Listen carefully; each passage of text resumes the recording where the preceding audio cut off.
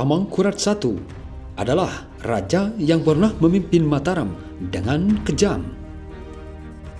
Roro Oyi adalah salah satu cermin kekejaman Raja Mataram Amangkurat I di era 1645 sampai 1677. Roro Oyi adalah perawan cantik yang tidak berdosa yang kebetulan disukai oleh Raja Amangkurat I.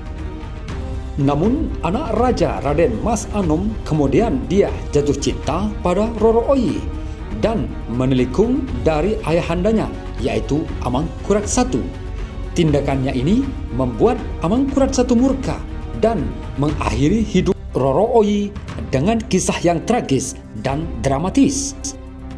Amangkurat I adalah Raja Mataram keempat menggantikan Sultan Agung Hanyokro Kusumo. Ia dinobatkan sebagai raja karena Sultan Agung wafat pada tahun 1645. Amangkurat I menikah dengan putri Pangeran Pekik dari Surabaya yang kemudian melahirkan Pangeran Anom atau Raden Mas Rahmat. Selama memerintah, dia menampilkan diri sebagai raja yang kejam kepada siapa saja yang dianggap mengancam kekuasaannya. Bahkan dalam urusan asmara pun dia tidak pandang bulu, dan kisah Ratu Malang adalah salah satunya. Karena kematian Ratu Malang, selir yang sangat dicintainya, dia membunuh 40 selir yang lain karena dituduh meracun Ratu Malang. Kekejaman Amangkurat I lainnya adalah tentang Roro Oyi, perawan cantik yang dipinang raja. Kemudian hidupnya berakhir tragis, sekaligus menjadi sisi gelap Amangkurat I di era tahun 1650-an. Amangkurat I yang sudah punya puluhan selir, namun nafsu serakahnya menginginkan selir lagi. Dia kemudian menyuruh dua pejabatnya untuk mencarikan wanita cantik. Pejabat tersebut yaitu Nonyo Taruno dan Yudogati. Amangkurat I menyuruh mereka mencari daerah yang airnya harum. Kemudian jika sudah menemukannya, maka mereka harus mencari gadis cantik di daerah tersebut. Dan mereka menemukan daerah tersebut di daerah Surabaya. Kedua utusan tersebut kemudian menemui Pangeran Pekik Imangunjaya. Dan sungguh tak disangka bahwa putri cantik tersebut adalah putri dari Pangeran Pekik. Kemudian utusan tersebut menyuruh Imangunjaya membawa putrinya Roro Oyi ke Amangkurat I.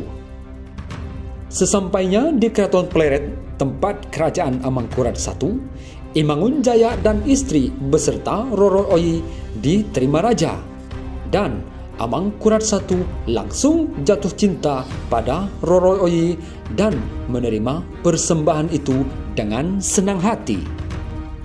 Namun karena Roro Oyi belum akil balik dan masih kecil, Amangkurat I menitipkan Roro Oyi kepada pejabatnya untuk dirawat. Kelak kalau sudah dewasa akan diserahkan kepada Amangkurat I untuk dijadikan selir. Di sisi lain, Amangkurat I menyuruh putranya untuk mengakhiri masa lajangnya, menikah dengan putri Adipati Cirebon. Namun putra raja tidak suka pada putri Adipati Cirebon. Diceritakan suatu hari Raden Mas Rahmat terkejut melihat ada gadis cantik yang sedang membatik bersama istri Wiraraja. Saat Raden Mas Rahmat mampir ke rumah Wiraraja, bahkan Raden Mas Rahmat langsung jatuh cinta. Gadis itu tak lain adalah Roro Oyi yang sudah dewasa dan makin kelihatan kecantikannya. Kemudian Raden Mas Rahmat bertanya pada Wiraraja, apakah dia putrinya? Dan Wiraraja menjawab bahwa dia adalah calon selir ayahandanya, yaitu Amangkurat I. Maka dengan terpaksa Wiraraja menolak lamaran Raden Mas Rahmat. Apalagi Roro Oyi sudah dewasa dan akil balik dan sudah saatnya diserahkan kepada Amangkurat I. Raden Mas Rahmat kecewa dan mengurung diri dalam kamar berhari-hari sampai akan mengancam akan membunuh diri. Para emban kemudian melaporkan kejadian ini pada Pangeran Pekik yang merupakan kakek Raden Mas Rahmat. Pangeran Pekik sangat menyayangi Raden Mas Rahmat, bahkan sejak kecil sering merawatnya. Merasa lebih tua, Pangeran Pekik dan istrinya mengambil tindakan nekat demi cucunya itu. Mereka langsung pergi ke rumah Wiraraja untuk memintanya Roro Oyi menikah dengan Raden Mas Rahmat. Tentu saja Wiraraja menolak, takut kepada Amangkurat I. Bahkan Wiraraja mengatakan dirinya bisa dibunuh Raja Amangkurat I.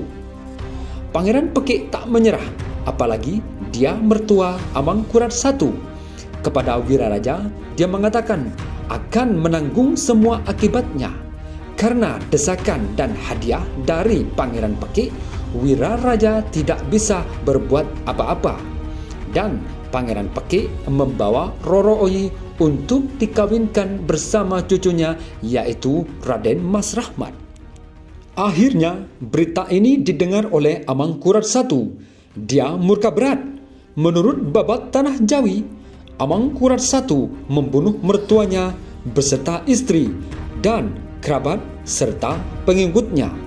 Dalam catatan Belanda, Pangeran Pekik dan istrinya dieksekusi pada tanggal 21 Februari 1659 bersama dua saudara, seorang putra, dua keponakan, dan para pengikutnya.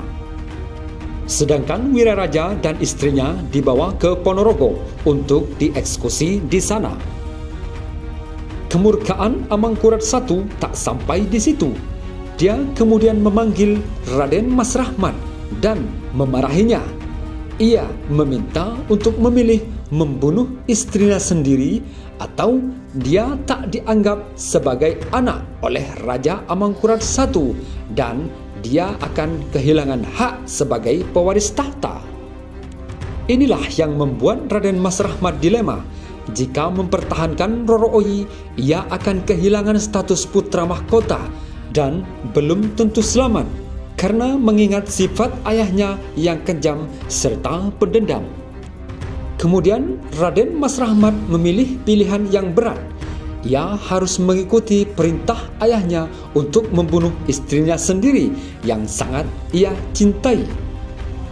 Peristiwa ini dikisahkan sangat mengharukan dan dramatis.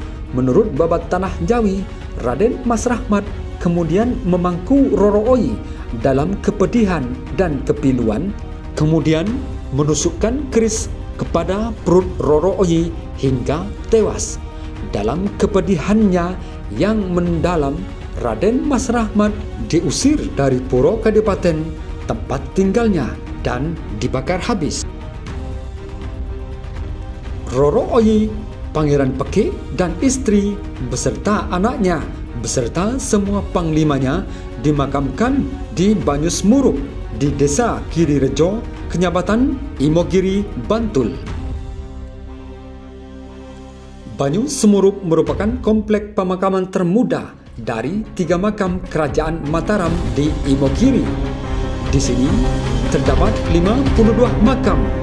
Pangeran Pekik dijajarkan dengan Pangeran Lamongan, sedangkan makam Roro Oyi di sisi kiri dan yang paling besar.